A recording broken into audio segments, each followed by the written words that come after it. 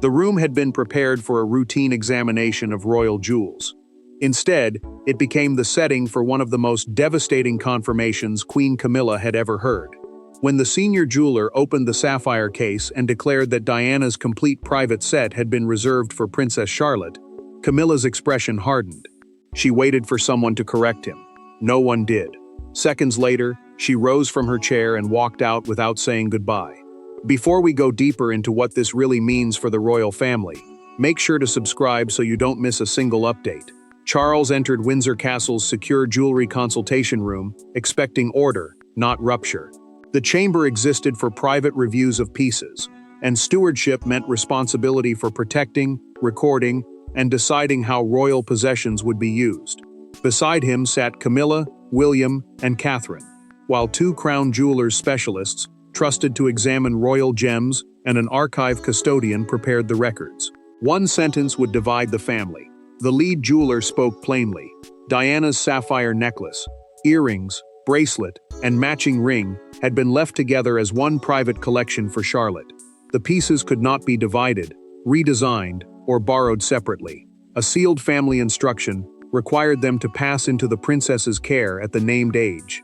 William did not move. He heard his mother's name, then his daughter's, and understood that grief had become inheritance. Camilla leaned forward and asked whether one piece might still be worn at a state occasion. A state occasion was an official royal event held on behalf of the crown. The jeweler did not soften the answer. The set had to remain intact. Catherine looked down, knowing that any sign of satisfaction would wound the woman opposite her. Charles stayed silent, caught between his wife's humiliation and his granddaughter's future. Then the custodian placed a cream envelope beside the case. He explained that the documented instruction inside named Charlotte and directed the sapphires through Diana's family line, not through the queen consort's working collection. Camilla removed her glasses and set them beside the unsigned inventory sheet. "Did you know her name was written there?" she asked Charles. The king hesitated. That pause destroyed what ceremony had protected. Camilla pushed back her chair, crossed the room, and closed the door behind her. William watched his father remain seated. Charles was not staring at the sapphires. He was staring at the handwriting, as though he recognized it, and as though an old promise had returned to demand an answer.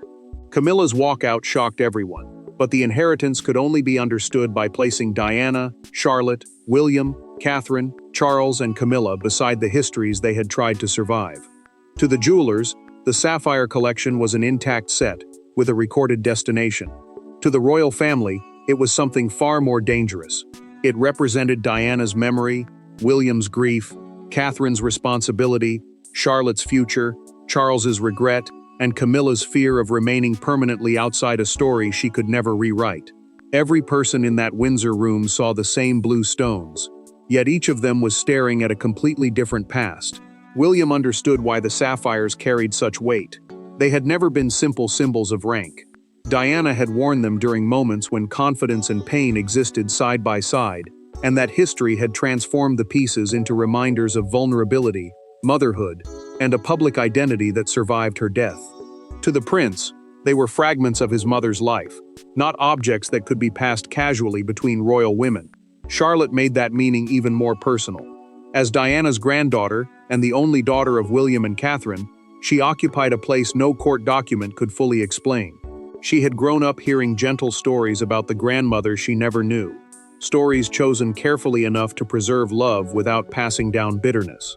Now the set had placed her directly inside that unfinished family history. William felt pride when the jeweler spoke her name, but the pride carried pain. He remembered how often his mother's belongings had been discussed as historical property, as though Diana had been an era rather than a person. The future king wanted to protect Charlotte, yet he also feared the jewelry would force her into a comparison she had never asked for. Catherine felt the burden immediately. Guardianship meant the duty of protecting an inheritance until its rightful recipient was ready to receive it. She knew that responsibility might fall to her, and she understood what the sapphires could do to her daughter's life. When she caught William's eye, she spoke quietly. Charlotte must be allowed to become herself. He nodded, but the grief in his face did not leave. Camilla's humiliation ran deeper than disappointment. The queen consort had spent years believing service, patience, and coronation had finally secured her place. Yet Diana's sapphires seemed to prove that one emotional boundary remained beyond her reach. No title could move it. No ceremony could erase it. Charles made the silence worse. He had previously told Camilla that the pieces were still being catalogued, meaning officially recorded without a confirmed recipient. The jewelers had now spoken with absolute certainty. Either the king had never seen the complete file, or he had hidden the truth from his wife. Catherine found William in the corridor after the meeting. He pressed one hand against the wall and admitted that hearing Charlotte named had brought back a memory of Diana fastening a sapphire earring before an engagement. She took his hand, but her warning was immediate. Camilla's walkout would not remain private. Long before that door closed, another royal woman had sealed the sapphire case, written Charlotte's name, and decided where Diana's legacy would end. The decision had not begun with the Windsor jewelers, nor had it been created to humiliate Camilla. Its true origin lay in a private appointment held years earlier, when Queen Elizabeth examined Diana's sapphire set at Buckingham Palace. What began as a routine appraisal changed the moment she learned that the pieces might eventually be divided. The late monarch dismissed the attendants, summoned one trusted custodian, and made a choice that would one day force the entire family to confront Diana's unfinished legacy. The sapphire set had never been simple to classify. Some pieces had been privately acquired, others had been altered for Diana, and the records had become scattered across household inventories, insurance papers, and personal family files. A household inventory was the official list used to record and track royal possessions. That confusion created a dangerous possibility. After years in storage, the necklace, earrings, bracelet, and ring could be separated and treated as unrelated objects. Elizabeth understood what that would mean. She had watched William and Harry grow through the loss of their mother, and she knew that jewelry could sometimes carry continuity when words could not. To the monarch, the sapphires were not merely valuable. They were an emotional bridge between Diana, her sons, and the grandchildren who would never know her. Everything changed on 18 November 2015. During a private Buckingham Palace appraisal, the jeweler suggested dividing the bracelet and earrings so different senior royal women could wear them at future events. Elizabeth closed the case immediately. She told him the collection would remain whole for William's daughter Charlotte. The answer was calm, but final. The Queen then dismissed the jeweler and asked the archive custodian for palace stationery. An archive custodian was the official responsible for protecting important royal records and instructions. She wrote Charlotte's full name herself, stated that the pieces must not enter the future queen consort's working collection, folded the page once, and sealed it with dark red wax. Charles entered later and noticed the closed case. Elizabeth told him that some inheritances had to follow affection rather than rank. He asked whether the instruction was meant as a judgment against Camilla. His mother answered that it was not a punishment, but she refused to alter a single word. The king then signed a witness notation, a formal record confirming that he had been told the instruction existed. That signature explained his silence at Windsor. He had always known Charlotte stood at the end of the sapphire line. What he had never admitted was how clearly Camilla had been excluded. Once she learned that truth, humiliation hardened into anger. The jewels were no longer the issue. Charles's silence was.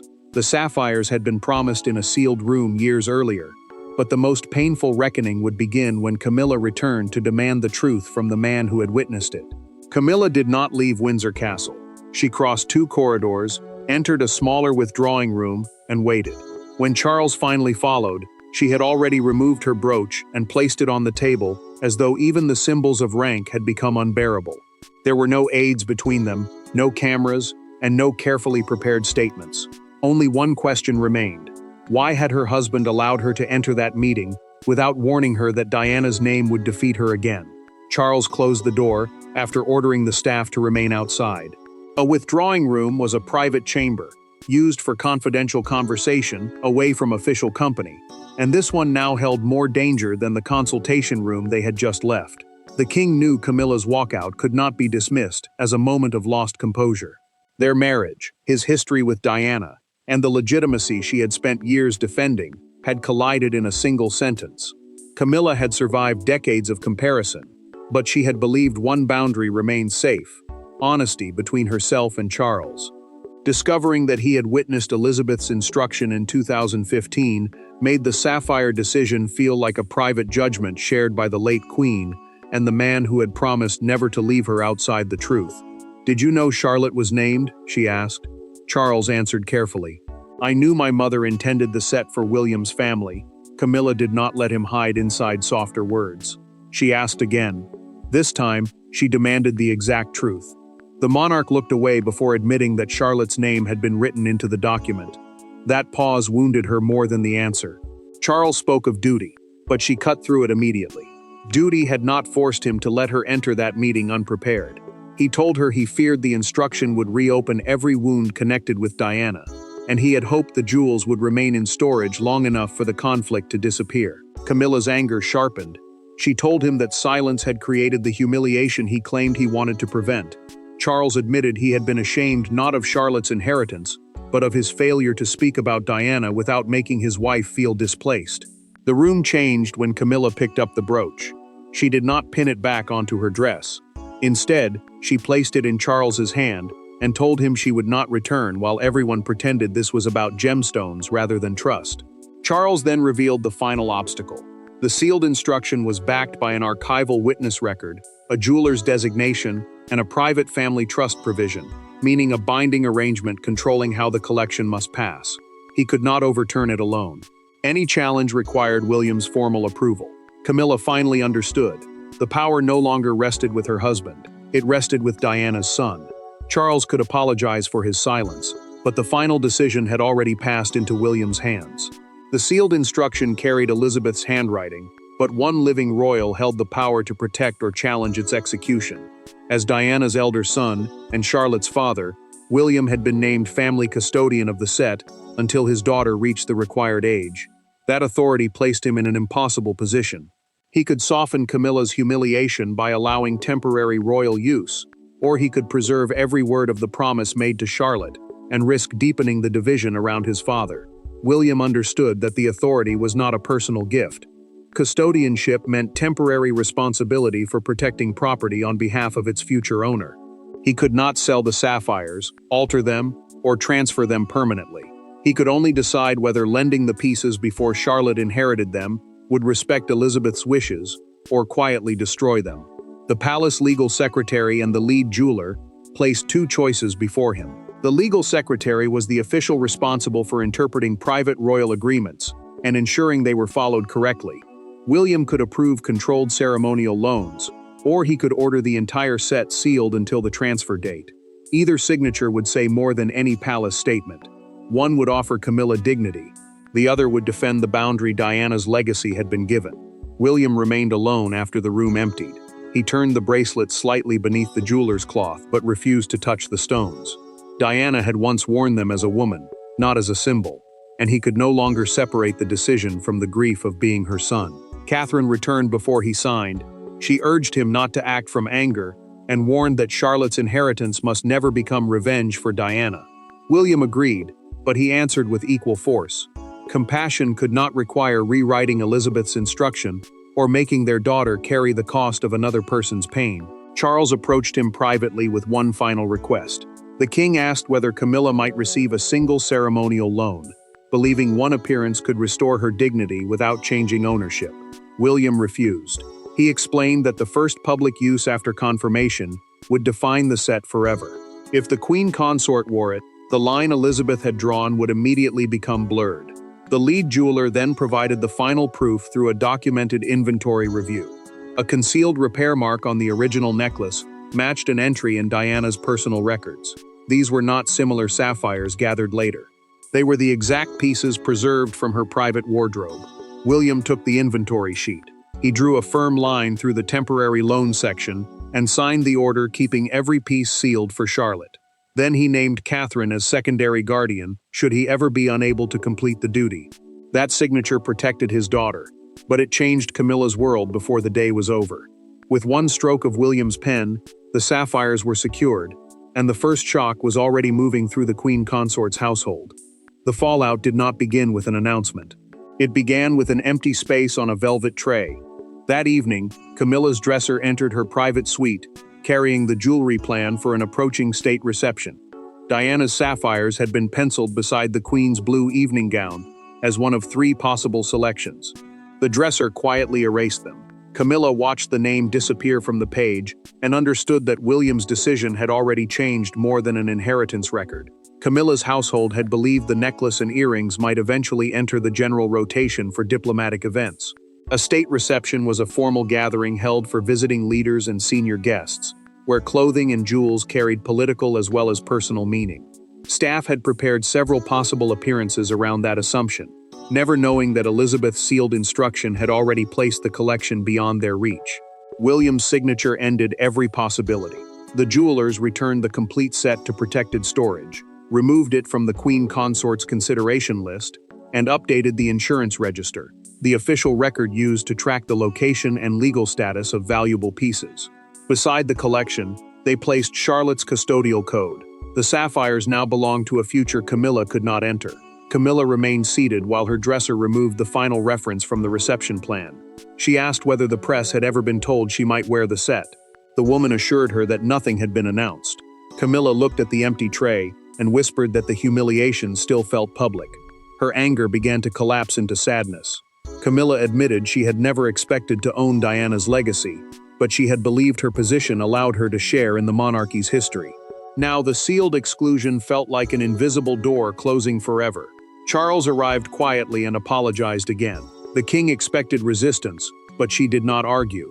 Instead, Camilla asked whether Elizabeth had ever trusted her. He answered with painful honesty. His mother had respected her endurance, but she had drawn firm boundaries around Diana's children. For the first time, the monarch gave her the complete truth. Then another fact unsettled Camilla. Catherine had requested no public announcement and had instructed staff never to describe William's decision as a victory. The restraint removed the enemy she had prepared herself to fight. It forced her to ask whether her deepest anger belonged to the princess at all. Camilla lifted another sapphire brooch from the tray, studied it, then closed the box. She ordered the blue gown replaced with white and chose pearls instead. It was a small decision, but it ended the competition she had imagined. The following morning, Catherine requested a private meeting. Camilla had lost access to the sapphires, but when the princess entered alone, she brought something no legal instruction could offer: the possibility of being understood. There were no secretaries, jewelers, lawyers, or husbands in the room when Catherine met Camilla the following morning. She entered carrying no file and wearing no sapphire. Then she closed the door herself. Camilla expected a polished defense of William's decision. Instead, Catherine sat opposite her and admitted that she was frightened. Frightened that Charlotte would inherit not only Diana's jewels, but the burden of being measured against a grandmother whose memory had become larger than any living person. Catherine explained why she had asked to meet alone. Every official conversation had reduced the women to titles instead of people. Diana as the former princess, Camilla as queen consort, Catherine as guardian, and Charlotte as heir. A guardian was the person trusted to protect an inheritance until its future owner was ready to receive it. The princess wanted to speak about the cost hidden beneath those roles. Camilla did not defend the walkout. She admitted that hearing Charlotte's name in front of William had felt like a judgment, even though Diana's son had never accused her directly. The queen consort said his silence carried the weight of a moral verdict. Catherine listened, because she understood that humiliation could grow inside a room, even when no one raised their voice. Catherine then made her position clear. Charlotte would not wear the complete set for years, and the sapphires would never be used to make a statement against Camilla. Her daughter would be taught the truth, but not trained to inherit hostility. Camilla asked the question she had been holding back. Would Charlotte also learn about the pain surrounding Diana's marriage? Catherine answered without hesitation. She would learn enough to understand compassion, but not enough to inherit resentment as a duty. The firmness surprised Camilla, because it protected Diana's memory without turning the next generation into a weapon. Camilla finally confessed what the jewels had meant to her. Wearing them would have signaled acceptance from an institution that had once treated her as an intruder. Catherine replied that jewelry could not provide absolution. Forcing the sapphires to carry that burden would only place an adult conflict onto Charlotte. Catherine then revealed, through their private conversation, that William had initially wanted no further discussion after the walkout. She had persuaded him that protecting Diana's legacy should also include the kindness his mother had often shown to people who felt isolated. Camilla reached for the sapphire-colored scarf on her chair and folded it slowly. She told Catherine she would not challenge the instruction, or request ceremonial access. The princess extended her hand. Camilla accepted it. Their agreement remained private, but its effect would soon become public. The conflict ended behind a closed door, yet one missing necklace was about to ignite headlines, crowds, and a national argument over who truly owned Diana's memory. By sunrise, the private Windsor confirmation had become the dominant royal story. The image repeated across television screens was not the sapphire necklace itself, but Camilla leaving the consultation corridor with her jaw set and her hands clasped tightly before her. Britain immediately divided. Some saw Charlotte's inheritance as an act of justice for Diana. Others saw an aging queen publicly humiliated by a family decision made long before she could defend herself. The palace tried to contain the storm with a brief statement. Palace Communications, the official system used to release approved royal information, confirmed that Diana's sapphire set would remain intact under William and Catherine's guardianship before passing to Charlotte. It said nothing about Camilla's walkout. That silence only intensified the speculation, because the public already understood that what had not been explained was often more powerful than what had. Broadcasters framed the decision as a collision between inheritance, memory, and rank. Royal historians explained that a private family instruction could carry deep emotional force, even when jewelry had become connected with public duty. The sapphires belonged to one family, but the meaning surrounding them had been claimed by millions. The London Chronicle captured the mood most dramatically. Its morning front page carried a full-width photograph of Charlotte, beside a smaller image of Diana wearing the collection. Above them appeared the headline, "Diana's Blue Legacy Passes to Her Granddaughter." In the lower corner, Camilla was shown leaving Windsor beneath 3 words, "Queen walks away." Outside Kensington Palace, a small crowd gathered with blue flowers. One elderly woman placed a handwritten card beside the railings. For Diana's granddaughter, wear them with joy, not sorrow. Within hours, that message had become the defining image of the day. William found no comfort in the celebration. He told Catherine that Diana's memory should never be used to humiliate Camilla. The prince had protected his daughter's inheritance, but he refused to treat another woman's pain as victory. Catherine reminded him that they could guide Charlotte's upbringing, yet they could not control the emotions the public placed upon her. Camilla watched the evening coverage alone until Charles entered. A commentator called the decision Diana's final victory. The Queen switched off the television. The King sat beside her, and she told him she would attend the reception despite every headline. Camilla arrived wearing white and pearls. William greeted her openly, while Catherine paused to speak with her before entering the ballroom.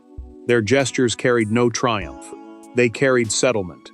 The world demanded a winner, but the family's final verdict would depend on whether Charlotte inherited Diana's sapphires or the bitterness attached to them. In the end, the most important decision was not written in Elizabeth's sealed instruction or William's signed custody order. It was made by the living family after the confrontation had ended. Charlotte would receive Diana's sapphire set exactly as promised. Camilla would not contest it. Charles would no longer hide painful truths to preserve temporary peace. William and Catherine would protect their daughter from turning the jewels into a symbol of revenge. The inheritance remained unchanged, but the meaning surrounding it was transformed. William's order remained final. Diana's necklace, earrings, bracelet, and ring would stay sealed, intact, and legally protected for Charlotte. A custodial instruction was a formal direction controlling how an inheritance had to be protected until its future owner could receive it. Catherine would remain secondary guardian, and no piece could be loaned, divided, redesigned, or removed before the transfer. Camilla formally withdrew every expectation of wearing the sapphires. She did not apologize for feeling wounded, because the pain had been real, yet the queen consort accepted that rank could not grant her entry into every private line of memory.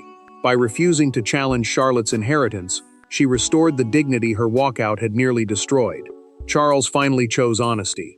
The king gave Camilla the complete copy of Elizabeth's instruction and admitted that concealing it had been a failure of trust.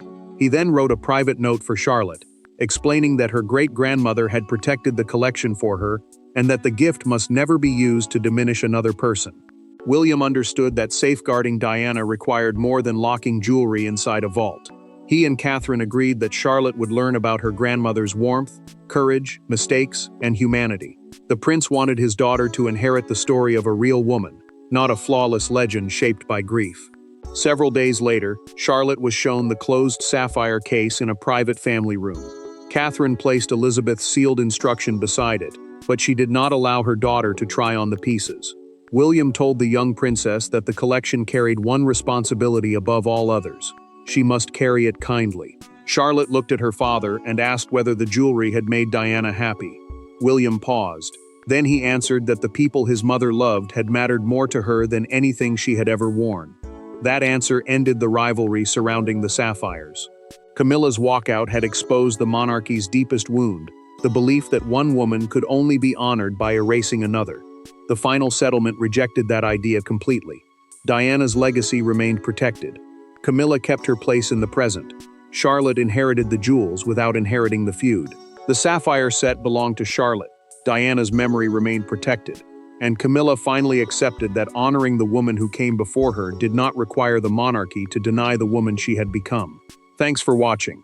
Please don't forget to like and subscribe, and we will see you in next one.